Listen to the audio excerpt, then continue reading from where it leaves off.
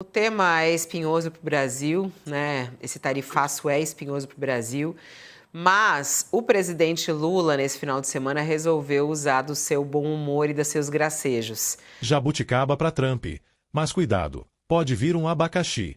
Lula aparece num vídeo descontraído, oferecendo jabuticabas a Trump como forma de diplomacia bem-humorada. Mas o Josias de Souza alerta. Abrir mão de seriedade nesse momento pode nos trazer um abacaxi nada saboroso, na forma de consequências comerciais sérias. No vídeo de hoje, o que motivou essa cena descontraída com jabuticaba? Porque, segundo Josias, não é hora para brincadeira, o que pode acontecer se o Brasil descuidar da gravidade da crise tarifária. Se você quer entender essa história com clareza e interesse, não esqueça de curtir, se inscrever e ativar o sininho.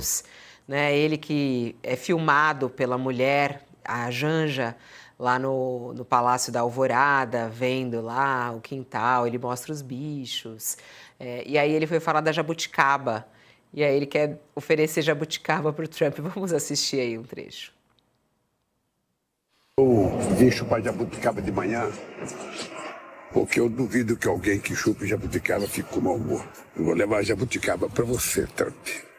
E você vai perceber, sabe, que o cara que come jabuticaba de manhã, num país que só ele dá jabuticaba, sabe, não precisa de briga tarifária.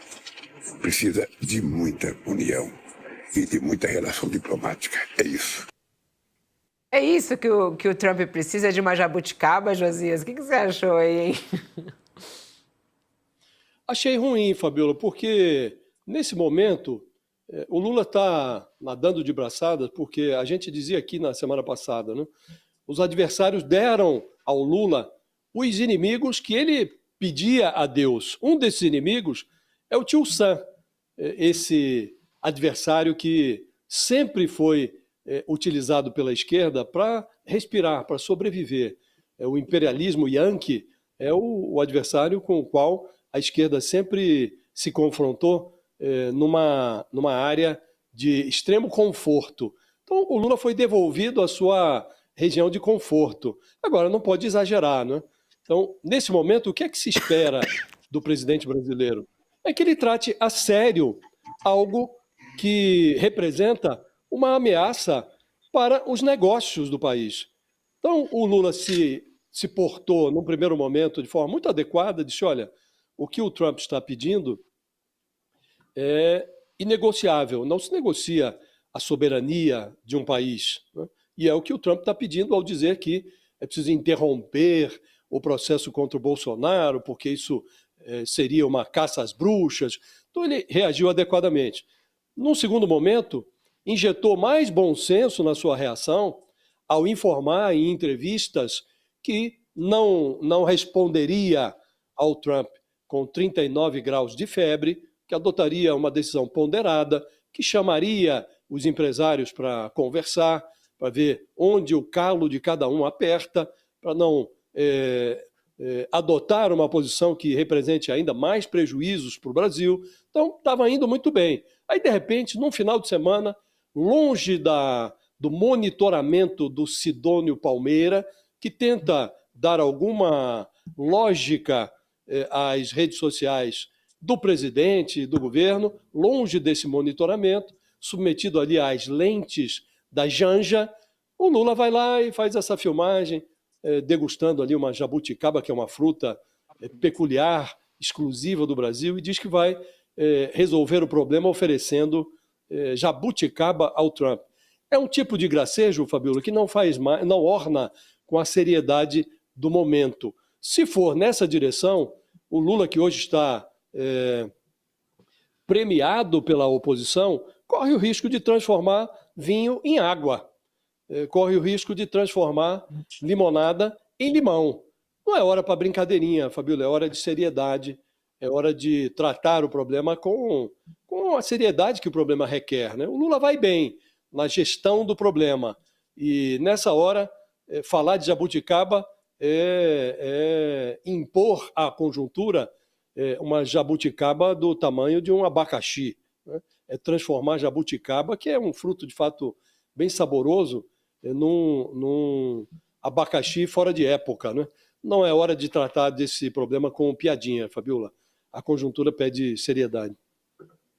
Vamos voltar para a seriedade também aqui, porque eu te entreguei com um sorriso essa pauta aí, né, Josias? Porque o pessoal estava rindo aqui e o Josias falou: não é hora de risada, não é hora de risada. Será que o Trump já comeu jabuticaba alguma vez, ô Mari? Será que vale mandar aí uma cesta de jabuticabas para ele? Pode resolver essas tarifas ou não vai ter jeito? Olha, Fabiola, eu acho que talvez ele até gostasse bastante, mas o problema é, como apontou bem o Josias, não está no mau humor do Trump, né? Está nas convicções políticas dele e no estilo, né? Que é bem próprio de negociação.